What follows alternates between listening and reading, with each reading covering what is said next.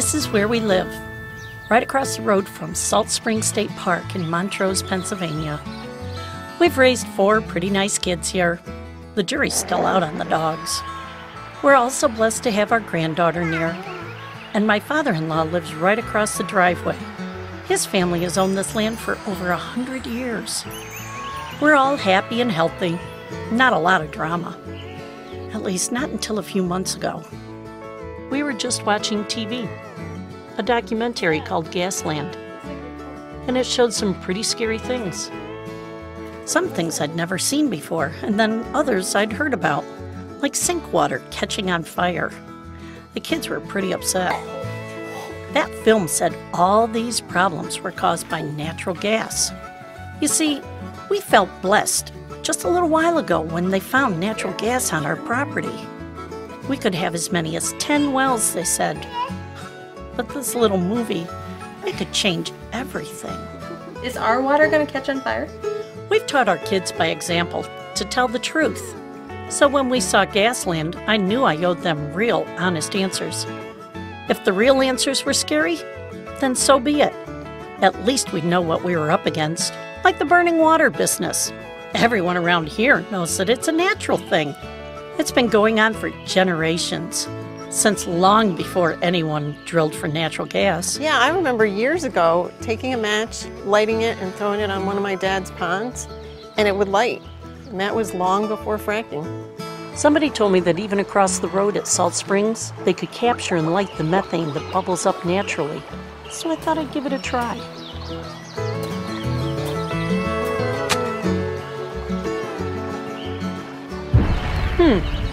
Looks like the flaming faucet that Josh showed might be a bit misleading. So, what was the truth? The real truth?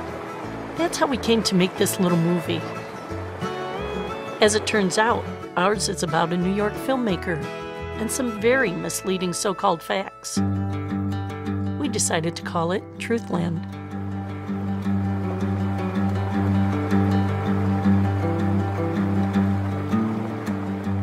They've already drilled 1 well on our land, and we have crops and cows there too. Not to mention our kids, granddaughter, and dogs. So when we saw the documentary with the faucets catching fire, the animals hurt and the people sick, it was rather scary. Then again, scary movies aren't necessarily true.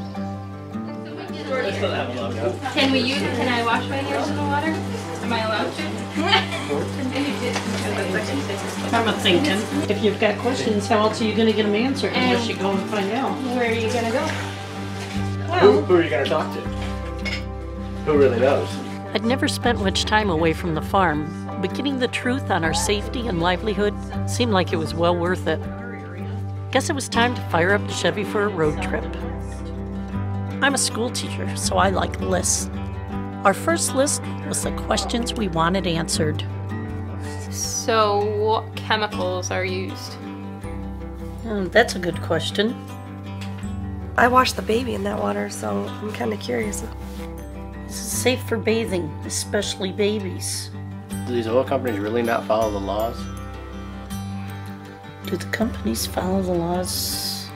And about the flaming water? Oh yeah, flaming water. How's it going to affect the farm with the cows and the crops? Effects on livestock and crops. Great. Any others? Shale, is the well construction strong enough to keep our water safe? Good question. Is the well strong enough? Hope all these experts aren't too fancy. I'm just bringing jeans.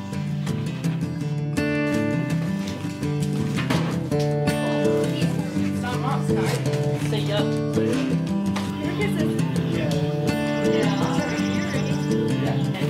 Have fun milking.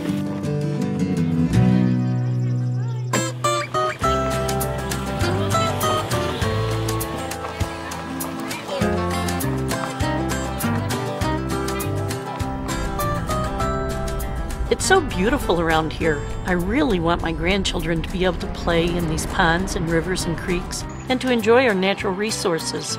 So if what Gasland said is true, I really wanted to know.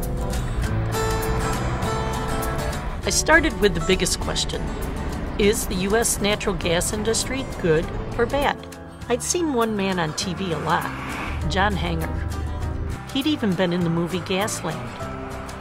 Up until just a little while ago, he was the secretary of the Pennsylvania Department of Environmental Protection.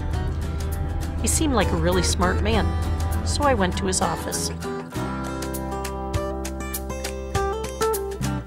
Until recently, you were the one in charge of keeping the Pennsylvania environment clean. My family and I have a dairy farm in Susquehanna County, and we watched the Gasland movie. And should we have some concerns about this natural gas stuff? Well, the Gasland movie is misleading. It has a mission. The mission is to shut down the gas industry. It's very effective in stirring fears. The truth about gas drilling is much more complicated and complex than what was presented in Gasland. Josh Fox and others say the frac fluids, when they go down the hole, come back up and then contaminate people's water wells. That's not the case. We've never had one case of frac fluids going down the gas well, coming back up and contaminating somebody's water well. This is an industrial process. It does need to be properly regulated, indeed strongly regulated, in order to assure safety for those who do host it on their land. The truth is that gas itself is a much cleaner burning fuel than coal or oil, which are our two main alternatives. I'm not going to suggest to anybody here that gas is perfect. It's not perfect, but we don't have a perfect fuel option. You can't do any industrial process and have zero impact on the environment. If that's the standard, there's going to be no coal, no oil, no natural gas, and no wind, no solar, nothing. Boy, that helped clear up a lot. And he was in charge of protecting the environment. I breathed a little easier about the wells on our farm. While I was near Philly, I also talked to Dr. Joseph Martin. He's a professor of engineering at Drexel University. People really respect what he says. My family and I, we watched the Gasland movie, and according to that, natural gas drilling is going to destroy our water supply. If people are detecting methane in their well, there are a number of sources right on their own property, right under their property, within either on the surface or within 100 feet or so.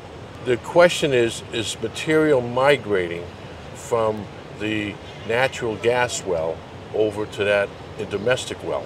Nobody wants to have the methane leave the pipe. The pipe, it comes up the pipe, it is marketed, it is sold, money flows to the energy company, money flows back to the landowner. So nobody is in any way, shape, or manner motivated to pollute the neighbor's well. How does natural gas drilling compare to like coal mining? What is the effect on the environment? The surface impact of this hydrofracking is phenomenally lower than anything you could do. Well, strip mining, of course, takes the entire piece of land we have. So as far as the impact on the surface of the ground, you can't beat it. There's just nothing like it. We have a standard of living. I don't think anybody's really proposed we drop it. And the standard of living was developed long, long ago of central heat. Nobody's come up with a more efficient and non-polluting way to do that than burning natural gas in a little gas furnace in your basement. So as far as safety issues of natural gas drilling, they're minimal? They're minimal. They're at a the risk is for a very short window when they're drilling, and it's under incredible intense scrutiny and tight regulations. So just basically enforce the regulations, control where the water's going, control the runoff, and in a few weeks you close it in, you hydroseed it, and you get the forest back. Fracking. A year ago, I'm not sure I'd ever heard the word. Now it's about all I ever hear. I'm not an engineer, a scientist, or a gas driller. Well, neither is the guy who made Gasland. He lives in New York City and makes movies for a living. I'm just a Pennsylvania mom. I needed to talk to an expert, and everyone led me to the one who first recognized this whole shale business in Pennsylvania. Penn State Professor of Geoscience, Terry Engelder. What is this fracking? Can you tell me a little bit about it? Well, it's a process by which the rock is split so that gas can flow to the surface. Basically, what we think of is that when enough pressure is applied to any internal cavity, the cavity will split, and basically rock splits that way. Now, I've heard when they do the fracturing, they use some chemicals in there. What can you tell me about these chemicals? Well, the water is the primary substance that causes rock to break apart. But in order to get water down in the well fast enough, one of the additives in the water is called a friction reducer. That basically is nothing more than household dish detergent. Have you seen the movie Gasland? And if so, what is your opinion of it? I have seen Gasland, and the flaw is that there's a tremendous amount of innuendo in the movie. The innuendo, of course, is that all of these problems that you see filmed in that movie are a direct result of the gas industry, and in particular hydraulic fracturing. By innuendo, the most famous scene, of course, is a scene at the end of the movie where this guy in northeastern Colorado lights his faucet, and the Colorado Department of Environmental and Conservation has stated just over and over again, this is biogenic methane, that it's unlikely that this has much to do with the gas industry. Do you have any idea about how many wells have been fractured in the U.S.? Well, the industry says that the number is somewhere between 1 million and 2 million wells in the United States. I take it there's been relatively few problems with these 1 million to 2 million wells with the fracturing? The fracturing itself is a process that occurs deep enough in the earth that a Groundwater Protection Council study in 2009 reported no problems over the last 60 years with frac fluid migrating from the reservoir into groundwater. Scientific credentials. I believe him a lot more than I'd believe some New York filmmaker. I wasn't so sure about him saying the chemicals used in fracking were just like dish detergent, so I made a mental note to check that out later, just to be sure. Before I headed south, I thought it might be interesting to get the perspective of the people who rely on natural gas for their livelihood. So I picked a big one, U.S. Steel. Back in 2009, we were both laid off. Things around the area really slowed down, but toward the end of 2009, we got our jobs back because of the natural gas boom. It created our jobs back plus a lot more. Yeah, this whole place runs off natural gas. So responsible natural gas drilling is good for everybody. They buy your pipe and you buy their gas. Yeah, that's the bottom line. On the internet, I found a man named Gary Hansen. He's with the Red River Watershed Management Institute. It was all the way down in Shreveport, Louisiana, part of their university system. They'd been hydrofracking there for decades and studying water pollution issues for a long, long time. I might as well talk to the best. It's literally impossible to frack up into a groundwater zone. The U.S. Department of Energy did studies back in the 1980s out west where they drill wells down vertically, horizontally, frack them with dye, and then they mine back into those wells to determine how fracking occurs. And one of the most important things they determined was that as you get shallower and shallower, the fracking starts dying out. At great depths, the frack goes vertically and horizontally, but as you come shallower and shallower, they eventually goes away. In fact, there's 10,000 wells that have been what we call frack mapped using microseismic. And it shows that literally you're not going to get into the groundwater. My biggest disappointment in Gasland was that basically a guy that doesn't understand the industry at all goes and tells a story, and it truly is a story, and a lot of it is fiction, and I can see people falling into it. But as an expert in the hydrology near the surface and deep oil and gas, I have a difficult time going through the whole movie. It really disturbs me, the things that he misrepresents. So this misrepresentation is terrible. The movie said water contamination was a huge problem. The experts said it was not. I know which I believe. You know, I've never stepped foot in Texas before, but they've been at this gas drilling business a lot longer than we have in Pennsylvania. Our Marcellus Shale area is big, but the Barnett Shale in Texas is one of the biggest gas fields in the country. Probably worth poking around. Soon, I was talking to the pastor of a church right next to one of the Texas gas drill sites. I wish I'd been there on Sunday so I could hear Pastor Bowman preach. The fears that we actually could have experienced, they've been quelled because of the fact that our questions have been answered. We've seen documented proof that, look, this is the process. Everything that they have shown us, it is just like they've said. So no problems with noise levels or trucking, neighbors aren't complaining? We heard all of that, you know, in other areas, but our area, we have not experienced any of those problems. The noise level, every problem that we ask about, they addressed it. Noise was addressed. Pollution was addressed to our liking, so no problems at all. No neighborhood complaints or anything, because they did what they said they would do.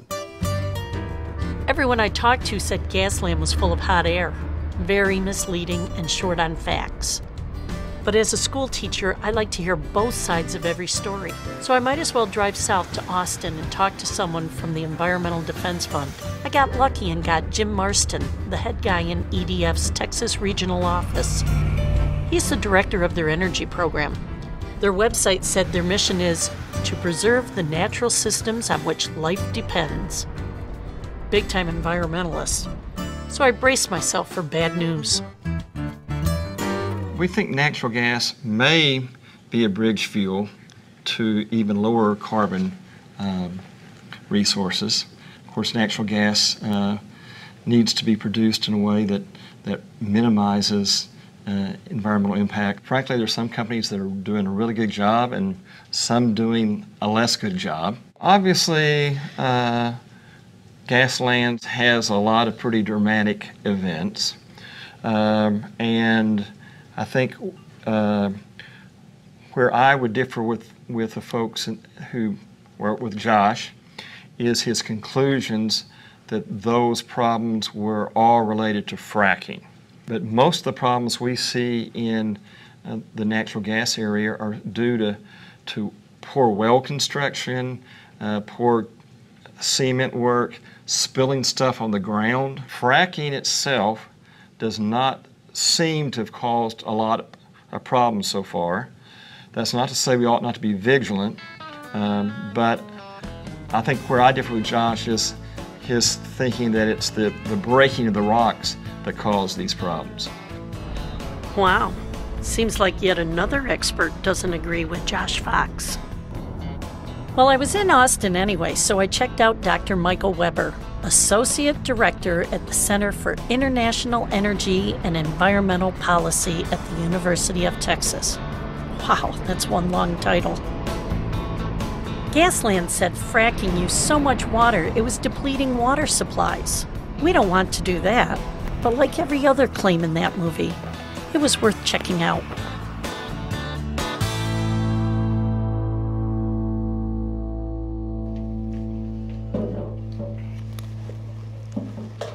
You know, a typical well uses anywhere from something like 2 to 8 million gallons of water to do the fracturing process, which is a lot of water. But in the end, the amount of water you use for that well over the lifetime of the well is actually quite low.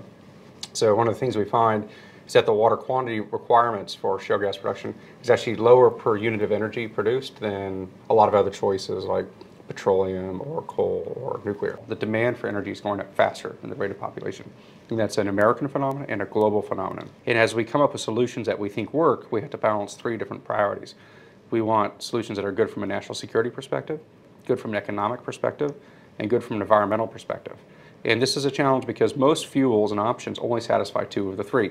And natural gas historically has been considered here and clean, and it used to be abundant, but then we were worried we were running out, and then we were worried that we would have to import some. But today, with an abundance of unconventional resources in the United States, it meets all 3 priorities. It's one of the few options that actually can. There's a unique opportunity. There's a transformational opportunity for the United States and therefore the world. This is the opportunity, so we shouldn't screw it up. I was starving and getting ready for a 1,000-mile trip to Colorado. So I stopped and got some good barbecue before hitting the road again. Bye-bye. We don't get barbecue like this back home.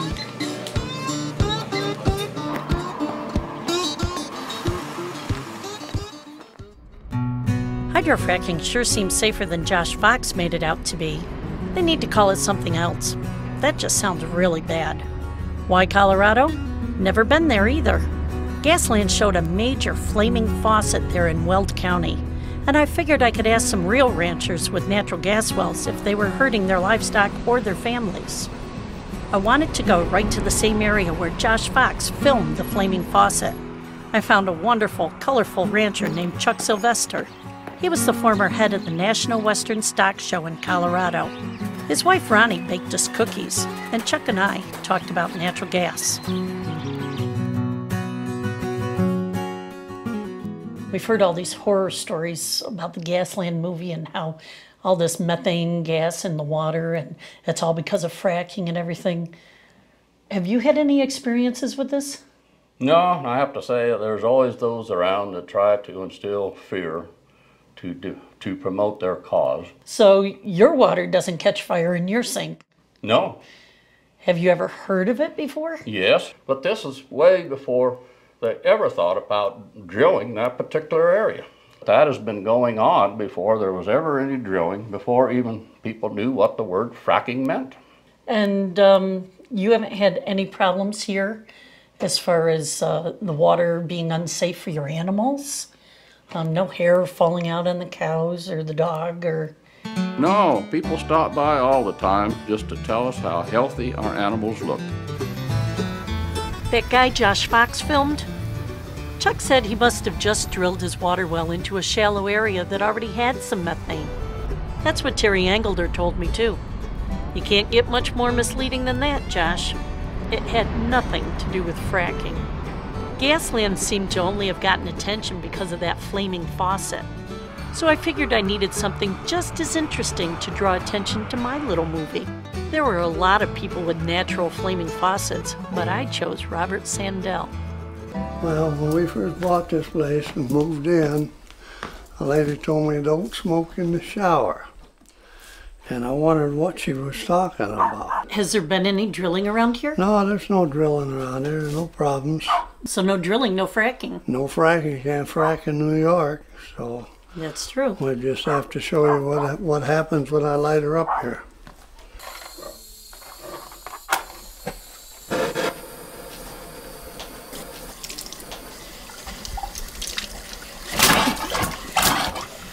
Whoa! That's what happens when you smoke in a shower. Josh Fox.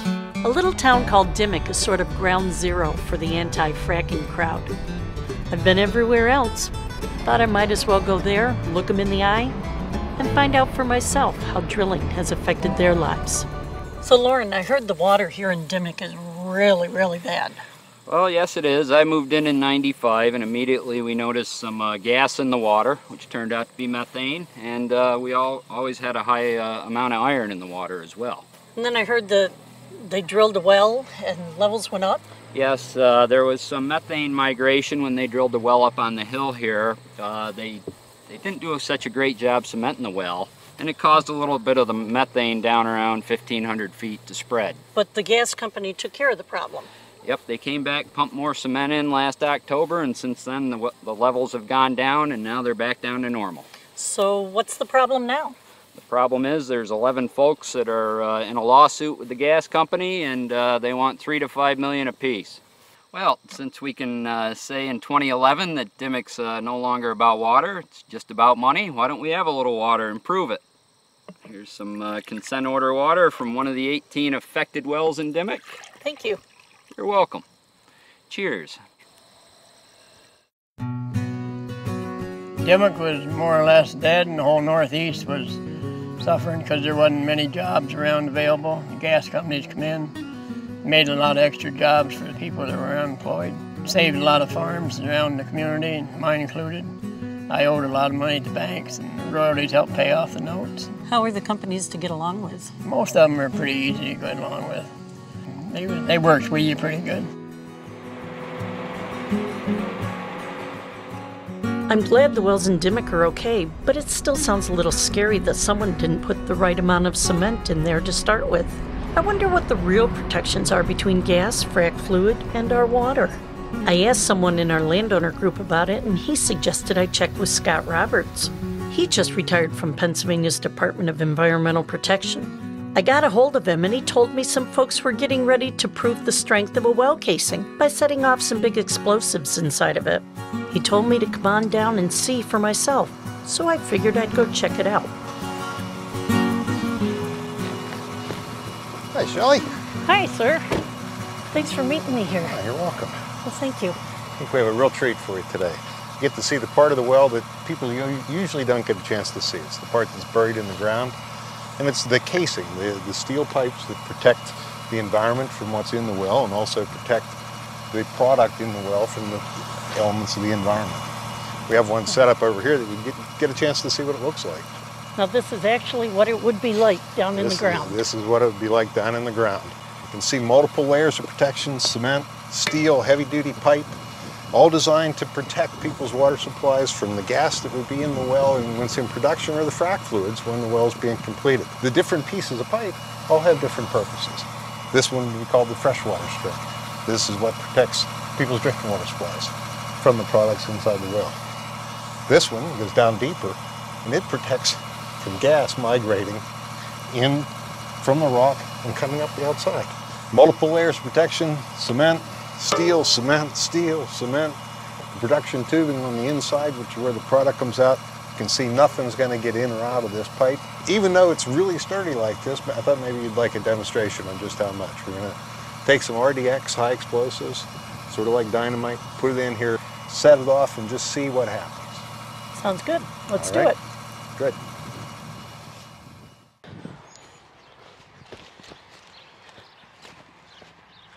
All right, here we go.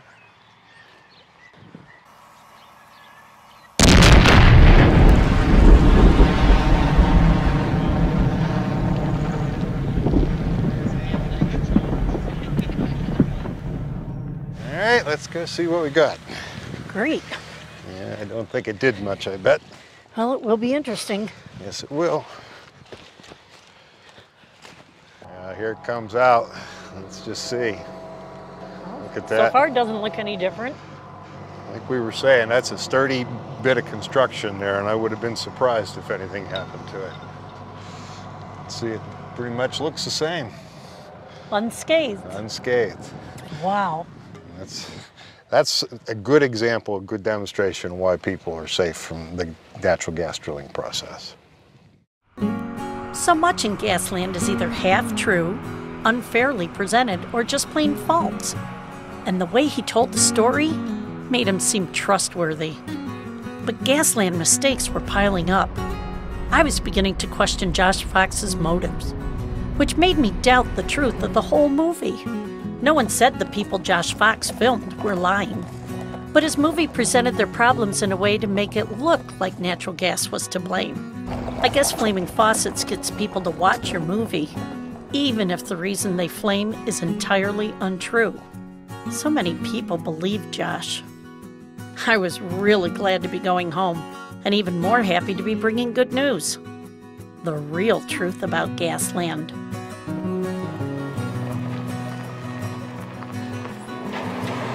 Hey, Monzo!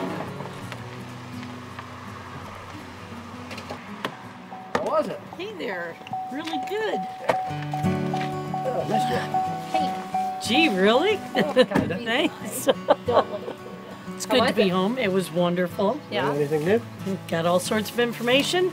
Yeah. We tried to call Josh Fox and his producer to give them a chance to speak their piece.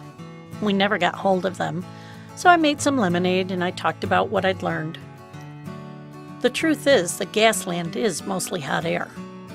Sure, oil and gas companies can do better, but the people I talked to, the scientists and professors and environmentalists, they said they actually are working hard and getting better every day. I wasn't gone that long, but even by the time I got home, I found a site on the internet called Frac Focus, where the industry now is detailing what's in the frac fluid. Anyone can look it up for various states, just like I did. I don't see anything that says dish detergent, but this does say over 99% of the frac fluid is water and sand. And the rest of these chemicals, they're things you already have around the house, like in toothpaste and cleaners, hair color and deodorant, probably even dish detergent. Funny what you can find on this internet if you look long enough. Right here, even Lisa Jackson, the head of the U.S. Environmental Protection Agency, says it looks like fracking has not caused all these problems that people say it has. Listen, I think that fracking as a technology is perfectly capable of being clean. I do. But it requires people who are doing it and the innovators who use the technology to take some time to make sure that it's done right. And it requires smart regulation, smart rules of the road. What it doesn't necessarily require, let me be clear in these remarks because I know I'll hear it again, is that all that smart rule of the road setting be done at the federal level. There are states who have been regulating oil and gas development for a long time. Well, that was good to hear, since we all read in the paper about the EPA saying there might be problems. Then they found that the problems were with their own tests. Improperly tested. Water wells making gas before any gas wells were drilled. Dropping the case in Texas. Methods were questioned. Backs down. Backpedals all over the country. Wow, great news for Dimick. I ran across an article about an EPA official who resigned after he was caught on tape saying he likes to crucify oil and gas companies. His boss, Lisa Jackson, disagreed. In no case have we made a definitive determination that the fracking process has caused chemicals to enter groundwater. Most of the people I talked to liked the gas company people and said they were good neighbors. And the truth is, until solar and wind can help out more, natural gas seems like something we gotta have. The problem with documentaries like Gasland is that people get confused. They're scared. And if you get enough people scared, you can get a contract for a sequel, just like Josh did from HBO. I'm a mom. My husband Phil and I have taught our kids to respect the truth by telling it ourselves.